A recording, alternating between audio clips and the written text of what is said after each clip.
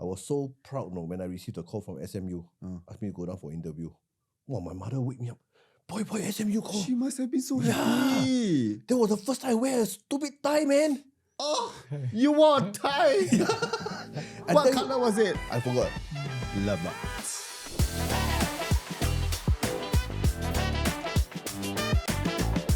Hi everyone, I'm your host Fauzi Azhar, and I'm currently in my second year of recovery, advocating on mental health and drug recovery on my social media platforms. And welcome to the very first episode of Sana's podcast, Sanity Check. Yes, you heard it right. There's a little wordplay on Sanity Check infused with Sana, as known as Singapore Anti-Narcotics Association. This place is going to be all about real conversations, holding space for healing and reminding each other that it is okay not to be okay as long as you keep talking about it and checking in on yourself. So wherever you are in your journey, I'm really glad you're here. This series is all about uncovering real stories from the community, and over the next few episodes, we will be exploring various themes like stigma, support, second chances, and also everything in between. So today we are kicking things off with a theme that is very personal to me, the arduous road to recovery. And I've personally learned that recovery isn't a straight path, and I've learned it the hard way. Basically, after completing rehab, I had to navigate life without drugs and without substance, which I had depended all my life for many years before getting apprehended. Since then, I sought help like therapy and even the support of my family, and it has been such a fulfilling journey. I'm also currently no longer needing my psychiatric medication. I'm so proud of myself. And for many of us, while our stories are different, in the heart of it, it all beats the same, especially when we are open to talk about it. It could be the first encounter with drugs or the grip it had. More importantly, the strength it takes to, keep the journey going. With me today, we have two gentlemen. I personally find them very inspiring, very fun to chat with. I spoke with them earlier. Chris and Gopal. Yay! Yay! Nice. And the bear. Yes, and the bear. We'll talk about the bear a little bit more later. Both of them are not only persons in recovery, but also active peer leaders with Sana. I just want to give you a round of applause. Thank you so much for that and helping others in their recovery journey as well. That is amazing. Shall we dive in? Let's do that. Let's go. Let's go. Okay. Can you both introduce yourself about what you do and how are you involved with Sana a little bit more? All right, Gopal, you go first. Yes, go. Gopal. Okay. Thank you for having me. Thank you, Hey, you're Fauzi, for welcome. facilitating this Nice. discussion.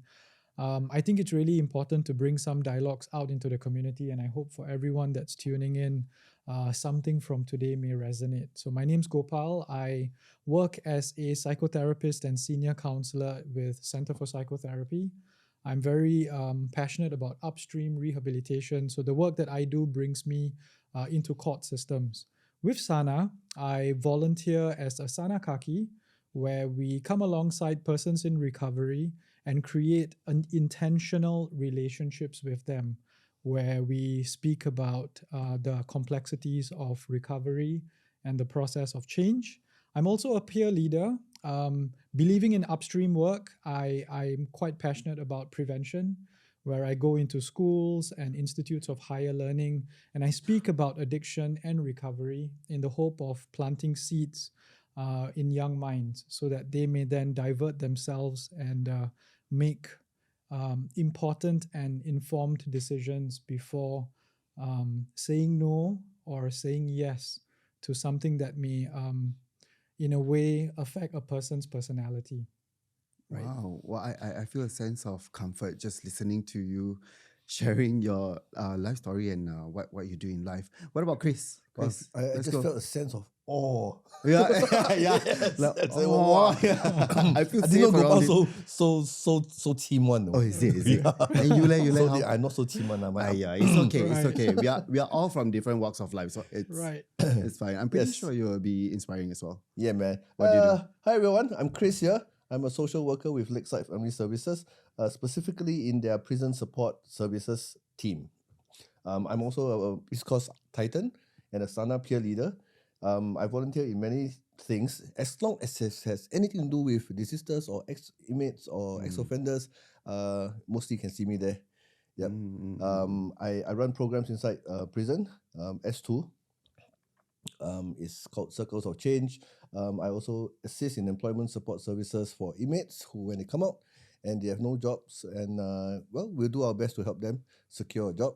Yeah. Wow. And I think that's about all. Nice. Yeah, I'm looking forward to plunge myself into anything. I see. Wow. As in like, don't tell you. safely lah. Don't tell you. I hope. Later then tell you.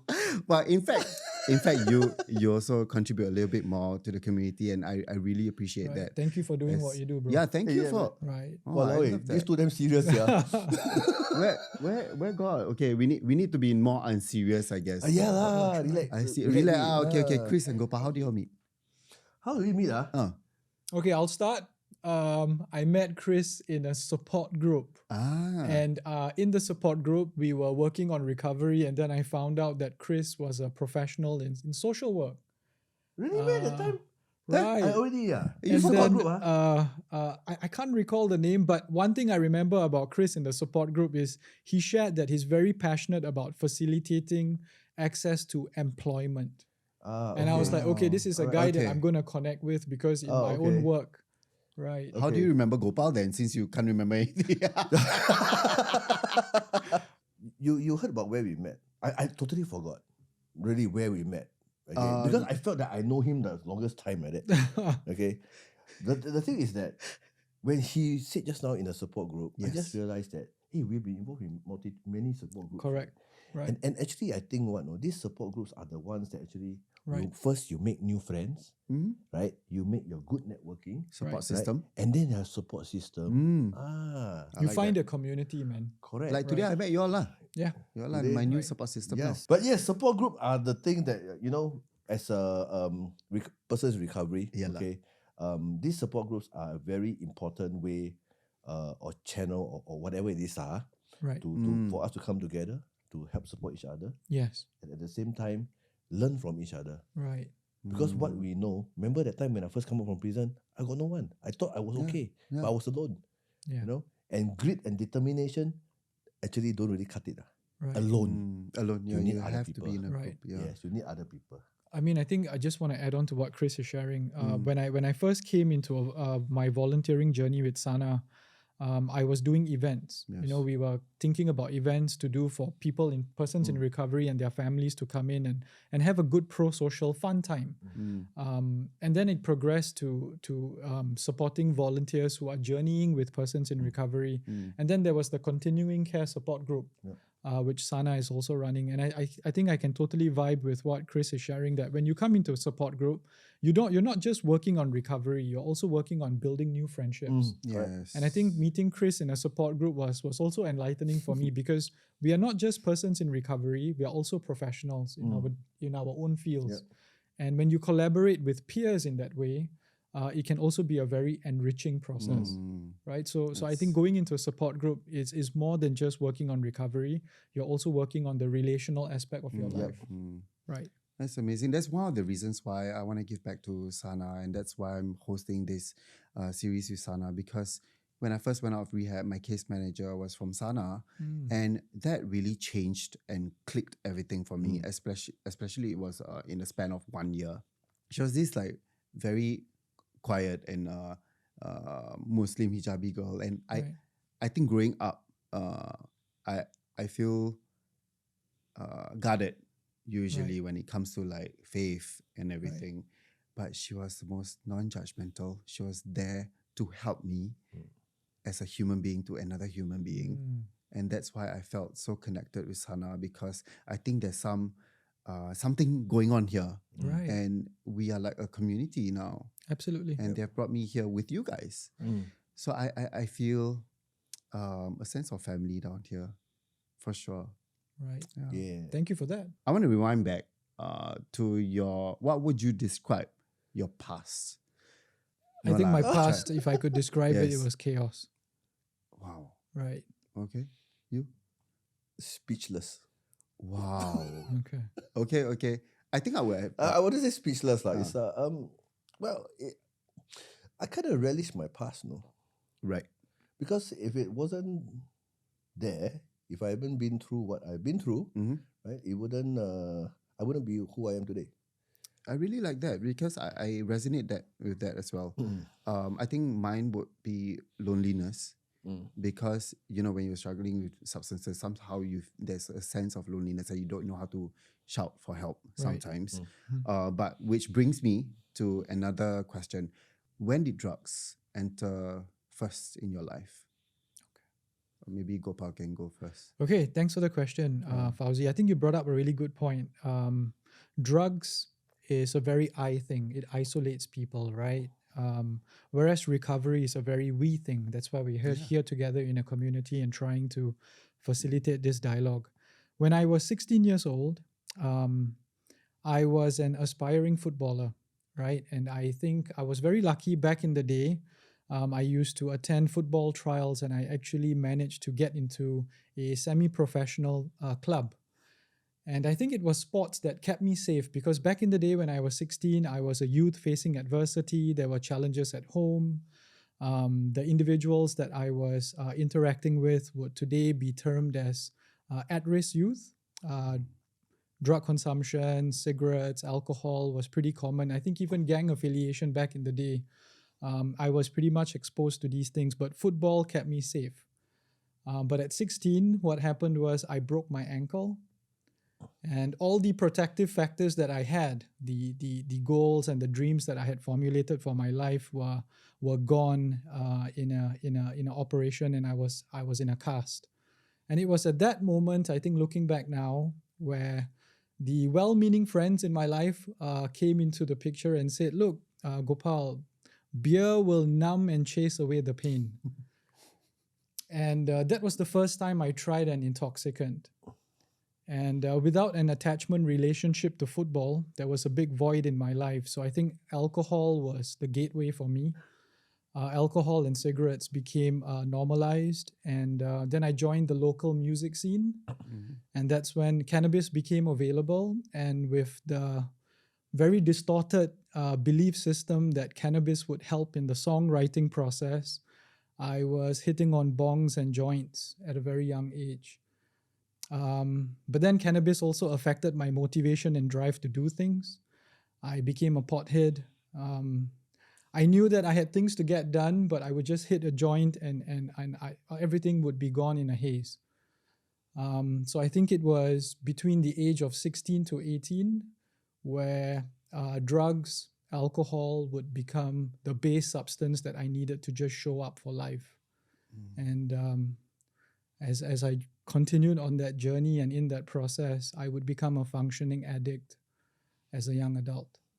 Wow, I can really relate to that because when I was struggling with substance of meth, I was struggling myself through isolation, and also I was a functioning addict as well. I was going to work. I was still meeting my family, trying to still put my life together. Right. And I think a lot of addicts would also relate to these stories about how, hey, sometimes we just need a bit of push for ourselves, but we don't know when sometimes. Right. Chris, what was your story? This is a very serious part. So like, what was your story like? Okay. Your roller coaster, like I would I say. was very similar to with Gopal. At age 16, that's when it's all different already. So at age 16, I was an aspiring gangster. Right. I see. That explains it. I wouldn't say that explains the tattoo, but like, yeah. So You got to look. then I was an aspiring gangster. So within my gang, right? Within my gang, the drugs of choice were weed, heroin. The time ice haven't come out yet. Early 90s. How young are you? You look very young. hello, I'm 51 already lah, bro. Hey, Right. what's Doesn't the look it. secret? Yeah. Stay in prison longer. Hey, no, thank you. That's my past. Yeah, but yeah. Okay, where was I? Okay, so within my gang, there were mainly people who take weed, okay, and glue sniffing, Okay. and heroin. Okay, ecstasy, no. Right. And ice was not even out yet. Right. Hey, that time ecstasy haven't come out yet. Right. Those were party drugs, right? SSD. Yeah, that time haven't come out yet. Synthetic drugs. Synthetic drugs. Right. Yes. So I mixed with the glue sniffing side lah. So I started with inhalant abuse. Yeah. And how did I get involved into heroin? Okay, I remembered I ran away from home. Then I went to live with my friend, who's so-called my godbrother lah. So he was taking heroin and I was sniffing glue.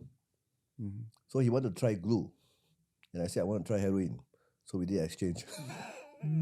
Okay. I tell you, behun, the kick. Oh. Seriously. But that was the short term, effect of it, lah. Right. Yep. Yeah. Right. What But was that's the thing. Okay. It gets you hooked. Right. Yes. Right. That's the thing. It That's gets you hooked. the crazy part. Wow. It gets you hooked. And then the sad part about heroin or maybe any other drugs Yes. would be what? No. The first few times you take it, you get the kick. You get the aesthetic feeling or the euphoric feeling. Okay. Okay. And then it'll never be enough. So subsequently, when you continue using drugs, it's just to be normal. That's the dangerous part. Yeah, it's just to be normal. Yeah. And you think you're getting a high, no, but actually you're not. Yep. So it went on for a while. And then I started dealing in drugs. Because I couldn't support my habit. Oh. Yeah. Yeah, it's an expensive habit, lah. Correct. So I started dealing in drugs. Made pretty good money in that. Also managed to supplement my habits. So doing fine. But then I didn't know at the time, I was actually digging a deeper and deeper grave for myself. Dealing and selling. And then I was caught. Right. Yep. I This was is the caught. first time getting caught. Okay. Fortunately, I only got possession only. You see my mindset now, I still think it's fortunately, Yeah, I'm trying to process that as well. Right. How old were you, bro, when you? Yeah, when you how was first it? got- 17, 18. Okay. I was caught for Right. possession. Okay. Yep. They took my urine, but then wasn't enough. What were you feeling back then? Like when you first caught? When I was first caught, Like, toot, the police. Okay, so I'm I'm not a person who back down easily. Okay, and definitely surrender is never part of my vocabulary. Yep. So they come, I go lah. right. Not run, no. I go against them. Your gangster days. Your Yeah, gangster yeah, days. yeah. Yeah. Right. Now I walk alongside with them. Aww. Yeah, so I was arrested once. Then not once. Then, and I was charged only with drug possession. But I was also wanted because I burned somebody's house because he owed me money. So so there was another charge. There's a lot going on. So Okay. so beneath the so-called drug, because we're talking about drugs now, right? There's also a criminal side of me lah. Yep. So then I was arrested. The first time I went to prison was Queenstown Remand Prison. Okay. Yep. It was I still remember the smell of it. What does it smell? Would you like to describe? Wow, you're testing my English, the rusty smell of Rusty, okay. The smell of metal because of the bars and everything, right? Yeah. And the smell of human sweat. And then there's the faint smell of disinfectant. Right. Yep, and it's all mishmashed together. Yep, and then after that you can hear the I wouldn't say screams because guy don't scream, right? The shouts. and Except the- for me, ice cream. Oh no. Yeah. Ice cream. The sound of the prisons, the clanging of the doors, the shouts of the inmates, Yep. Wow. Thanks for sharing. I think is this something that when you think about it, it's something very deep and painful, or is this like a reflection for you most of the time? Just a random question. Okay, to be very honest, deep and painful, the experience in prison, I don't think so. Okay. Seriously. I've been to prison for 3 different countries. Somehow Singapore's prison is a bit, I would say, subdued. Well, okay. Yep. Okay. Yeah, it's not as horrendous as one might think. Yeah, if you've been looking at the YouTube documentaries about Mexico or US, right, those are the real things. I would say Singapore prisons is a little bit more kindergartenish. I mean, we treat our inmates good. Yes. We treat our Part of inmates the good. humanity clause of it. I think the focus yeah, is, the fo- rehabilitation. and- yes, Yeah, rehab. we treat our inmates good. Yes. I wouldn't say prison is a tough time for me. Okay. Yeah, but It's a learning journey, I would assume. no, For you. No? I didn't learn much back then. Or you pay back lah. You pay back, right? It's like a payback thing. No, it's not. No? I took it as a holiday at the time. I see. Yeah. At that point. At that But point. what hit But rock in bottom? retrospect now, right? Okay, I think it's a horrendous and painful time for my mother. Do you know how I realized the shit that my mother has to go through? When I was released from Moon Crescent Prison. Moon Crescent Prison is at Jalan Awan, all the way back in, She has where to Cluster B walk. is. We were to walk past Changi Prison, the Yes. big, huge wall. Okay, and I didn't know. Because inside, we take the bus go in, you don't know. When I was released that time, and then I walked out with her, and there's bloody hell, there's no shelter at all. No. Yeah. And then I realized, wow, every 2 weeks she make that walk in and she make that walk out. For the visits. Yeah. Mm. My mother never failed a visit. One. She'll always be there. Oh. Yep. Bro, you were 18 at this time. 18. My Moon Crescent prison, I was. Yeah. My first time prison was Wow. QRP for a while, then go MCP. So at a young Okay. age, you saw that love of your mother. Yeah. Right. Wow. Yep, correct. So you mentioned just now a few countries, Yep. but how many times have you been incarcerated, and also what other countries that you've been to? Total, I think about 8-9 times. Thailand and Malaysia.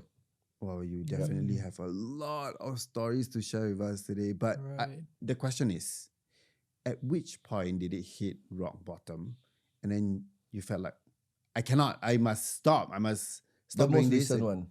Okay, yeah. The most recent one. Share your most recent one. 2019, I was I wasn't arrested for drugs. It was another thing, and then it led on to the urine test. But 2019, I went into DRC for the first time. So coming from criminal side, this is my first time in DRC. Right. Okay. It sucks. Right. It sucks, really. I do not know why. Maybe it's the criminal thing, or now the term is called penal and drug. Penal, right? and, Right. Yes, penal and rehab. Drug lah. Penal Penal- offenders and yeah, drug offenders. Drug Right. offenders. Yes. So coming from the criminal side, suddenly thrust into a world of all addicts. Okay. Because I've never seen myself as an addict. I see myself as a user, just like you, a functioning person. I'm more towards the economic side of drugs. And then because of the education that I had before I kena this DRC, I was a graduate lah. So I graduated from SMU, okay, in Bachelor's of Social Science, okay, Nice, in congrats. psychology and sociology. So when I went to DRC, I was shocked. The culture is one kind. I cannot really accept it. Explain the culture.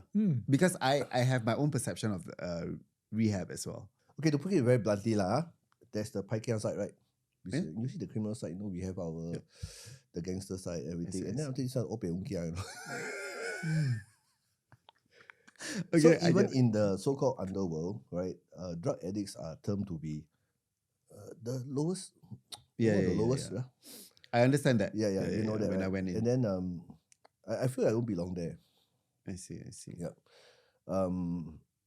And that's one thing lah. So the another thing is that the prison now they have these psychosocial modules lah. The T4C, LSP, those life skills. To be honest with you, those were one of my favorite things. Yeah. In rehab. So after when I got that, no. Last time it was throw away the key and then And then they'll lock you inside. yeah. Then time's up, then you go out, then they remember you, no. Yep. So so I went for all this thing and then I said, hey, so familiar there are things that I've learned. CBT, cognitive behavioral therapy lah, choice Yeah. theory lah, apa-apa lah, Learning whatever more lah. about how your brain works when Yeah. with substance abuse. You know? Those were interesting. Right. And I would say I scored very well there, or I fared very well there lah. It's not about scoring, it's about fare very well. You're very academia lah, I would say. No lah.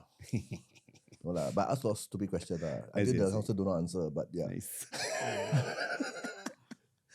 So the thing is, it was from there that I realized that, hey, I've made many wrong choices. Talking about choice theory, I made many wrong choices. I'm suffering the consequences. Mm-hmm. You know, and I realized that actually choices can also lead to rewards, not only consequences. Oh, I love that. The consequences is a negative connotation, right? Yeah. Right. So it can lead to rewards. So I just need to make the better choice in my life. You know? So once it hit me there, now, okay, whenever I go inside prison or I talk to anybody, I just tell them, hey, we have the choice to make the better choices for ourselves. Right. Especially when you're sober and then like they tell you these things and then We are sober inside. Yeah, exactly. Right. We are sober inside. I see. So the choice is to what? No. Stay sober when you're outside. Yeah. We have a choice. Yeah. Gopal, for you, do you feel like there were any issues like trying to get help? Were there like any point in time you felt like, hey, this clicked for me as well? Any point that this clicked for me. Okay, I think in parallel to what Chris has shared, and bro, I mean, thanks, man. I get a sense of at a young age, it started for you in a circle, in a group where the idea of identifying with a certain identity and then how that led to substance use, right? But I think on the opposite of Chris, I recall that when I had my first hit of the bong. And when the THC flood my brain, right? When these chemicals became activated, immediately I was like, wow, where has this stuff been all my life? And I developed a very strong attachment relationship with the subculture that came with using cannabis. And I think that I remember looking back now, I would tell myself TV, going out with the girlfriend, meeting with friends, even dinner, everything was just better with drugs. It became a part of my lifestyle. It wasn't something that I would just use. It was something that I maybe started using, but then it turned to abuse and then it turned into a full-scale substance use disorder. Yes. And I could not find recovery because the trajectory of my life, I recall showing up with a very heavy hangover for an interview in the aviation industry. And then I would become a cabin crew. And that would open up doors to all sorts of drugs all over the world. And I would have cannabis strains in Europe, in different parts of Asia. I would start going for full moon parties, raves, hedonistic parties in the jungle, where then access to things like MDMA, ketamine, ecstasy, mushrooms, cocaine. I would become a high-functioning addict, sitting in a roller coaster without any brakes. And I remember, I think I was in some place in Spain, in the hotel room, and I receive a call and I find out that someone had passed away from my family. And that was when I would tell myself, okay, look, what are you doing? Is this how life is going to be?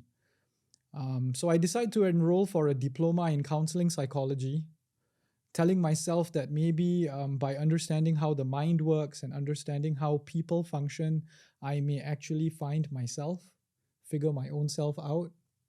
But I was just too far out. As Chris brought up earlier, sometimes you use substances just to feel normal. And it came to that point for me where I created a dependency. I would need something from the external world to put into my body so that my inner world would feel okay. And I felt so sabotaged by my own self. And I would try to abstain. And I would actually manage to find access to some form of personal agency and recovery. And it was in 2010 that I would tell myself, I think I want to stop.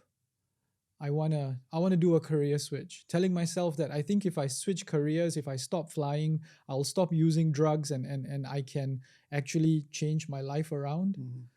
And I would become a drug counselor, going into the prison system, working with individuals in various stages of recovery. But just like as I was a person that was in the music scene, I made many friends. I remember this one friend, let's call him Bull. Bull was a heavy metal drummer. We became fast friends when I was out in the whole haze of dependency, and I would become a drug counselor, telling myself that okay, I'm done with this life, right? But what would happen is I would drink. I would go into the prison system, listen to these stories of pain and struggle, and at night I would go home and drink all of these memories away because I was still consuming minimally 6 cans of beer and 2 packs of cigarettes a day. Were you drowning like your pains or some sort? But here's the thing, right? Alcohol is not a drug, is it? No. That's Right. up for interpretation, yeah, right? Yes. I think it is. So when That's Bull another comes topic. into my life at that point, Yeah. just seeing this person would bring back memories of a life I thought I had left behind. And Bull would come in and he would say, "Hey, bro, I've got this, man. You have to try this. This is something else." And in his hand, he would have methamphetamine. And sitting here today as I reflect back, I remember in 2010 when I go into the prisons and I'm helping these persons who are incarcerated. I would meet my pillar, who today I think is one of my greatest supporters, and that's my wife. My wife was also an intern running programs in prison. And on the day that I proposed to her, I remember she would tell me, "Gopal, let's build a life based on principles and values. Leave your past behind. Let's co-create a future." And with a wedding ring in my hand, I'm like, let's do that, right? On my wedding day, I would tell friends, "You know what? I met my wife in prison and no, I was not an inmate." Right, I was going to be very wrong. I would start smoking methamphetamine in January 2013 and I would be arrested in December 2013. I would become the drug counselor who took drugs himself. Just like in the past, being a functioning addict, thinking that I had control over this, methamphetamine was absolutely out of control. It took over my personality, and I could see myself. I could see the physical dependency and the psychological hijack, but I just couldn't pull back. And what I can tell you is that addiction does not discriminate. It doesn't look at your race. It doesn't look at your education level. I mean, just look at what's happening out in society today. We have young people who are dependent on devices and they're putting in things into their bodies. And I think it's become a national effort. So I'm glad that we're having this platform because we are actually bringing a dialogue out from the shadows and out into the public space so that people can really understand that drugs destroys lives. Yes. Yeah. And it destroyed mine. And coming back to your question, I found recovery in prison. I could not recover out in the community. I tried. I was educated. I knew exactly what was happening to me, but I was living a double life. I would get arrested in December 2013, and I remember when I was sitting in cantonment, finally, I would have no more access to substances. And I think it's in that moment, looking back now, where the process of change would begin. My arrest would turn into my blessing because it would force me to disconnect from drugs and then reconnect with sobriety. Oh, I love that. It's so relatable to me as well. I think we share the same story. When I was struggling with meth as well. Right. I didn't like the person I was back then. As a content creator, I've seen my face as compared to now. I feel refreshed. I feel like the new me. I Right. feel whole with myself, even my soul. Thank you so much for sharing your story, Gopal. I hear that. I hope that your wife is still your support. I'm assuming, Right. of She course. is. She Yes. is. And